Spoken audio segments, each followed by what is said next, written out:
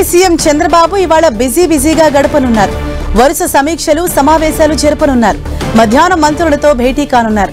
కొత్త జిల్లాల ఏర్పాటు, జిల్లాల పునర్వ్యవస్థీకరణపై చర్చించనున్నారు. మార్కాపురం, మదనపల్లి జిల్లాల ఏర్పాటుతో పాటు జిల్లాల పునర్వ్యవస్థీకరణపై నిర్ణయం తీసుకునున్నారు. ఇప్పటికే ప్రజల అభ్యంతరాలను స్వీకరించింది మంత్రుల సబ్ కమిటీ. అటు సాయంత్రం సీఎం చంద్రబాబుతో మంత్రి నారాయణ భేటీ కానున్నారు. రాజధాని రైతుల సమస్యలపై ఇటీవల జరిగిన సమావేశ వివరాలను సీఎంకు వెల్లడించనున్నారు మంత్రి నారాయణ. ఈ నెల 28న జాతీయ బ్యాంకుల కార్యాలయాల శంకుస్థాపనపై సీఎంతో చర్చించనున్నారు.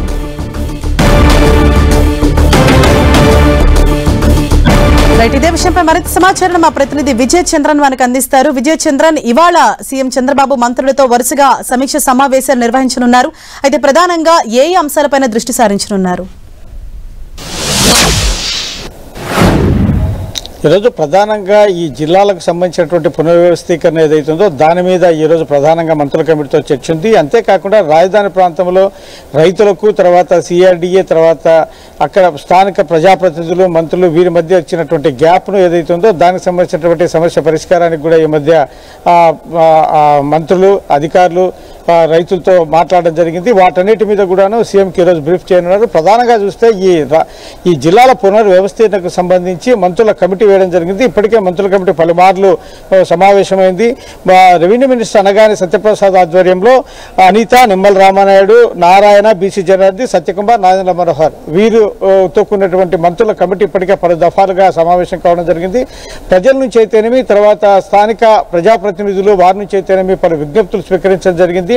గతంలో జగన్మోహన్ రెడ్డి ముఖ్యమంత్రిగా ఉన్న సమయంలో ఈ నియోజకవర్గాల పునర్వ్యవస్థీకరణ చేసి ప్రతి పార్లమెంట్ నియోజకవర్గాన్ని ఒక జిల్లా కేంద్రంగా మార్చడం జరిగింది. అప్పుడు కొంత పరిపాలనా సౌలభ్యంలో కొంత ఇబ్బందులు ఉన్నాయని గ్రహించినటువంటి చంద్రబాబు నాయుడు ప్రభుత్వం వాటిలో కొన్ని మార్పులు చేయనున్నారు. అంతేకాకుండా కొన్ని కొత్త జిల్లాల ప్రతిపాదనలు కూడా వచ్చాయి. దానికి సంబంధించినటువంటి నిర్ణయం కూడా చంద్రబాబు నాయుడు ఈ రోజు తీసుకున్నారు. తర్వాత 28వ తేదీ జరిగేటువంటి కేబినెట్ సమావేశంలో దీనికి సంబంధించి నిర్ణయం తీసుకున్నారు. ఈ జిల్లాలకు సంబంధించినటువంటి ఒకసారి మనం పరిశీలిస్తే కనుక ఈ మార్కాపురం, మదనపల్లి ఈ రెండింటిని కూడాను కొత్త జిల్లాలుగా అంటే నిర్ణయం తీసుకునేటువంటి అవకాశం స్పష్టంగా ఉంది. దానికి మంత్రుల కమిటీ గ్రీన్ సిగ్నల్ ఇచ్చే అవకాశం అయితే ఉంది. అలాగే ఈ నూజివీడును ఏలూరు జిల్లాలో ఉంటుండగా దాన్ని ఎన్టీఆర్ జిల్లాలోకి మార్చాలన్నటువంటి ప్రతిపాదన కూడా ఉంది.